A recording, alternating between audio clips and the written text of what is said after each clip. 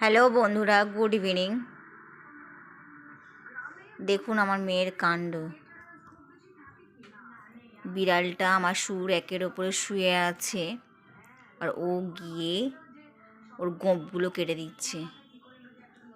আমি দেখুন আপনাদেরকে কাছ থেকে দেখাচ্ছি।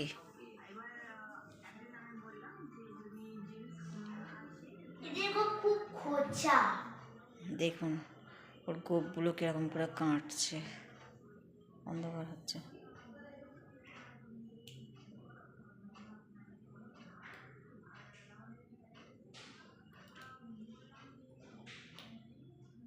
আস্তে করে আস্তে, ওর জন্য লেগে যায় না। আর এর জন্য কিন্তু 10 টাকা দিতে হবে। আর এই বিড়ালটার নাম হচ্ছে মিঠাই।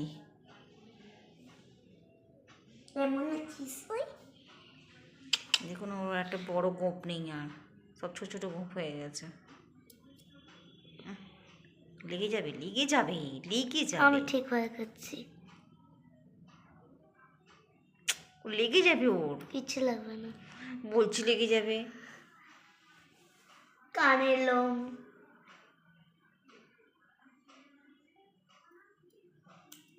নিশাহালা না, যা করো না, আর করো না।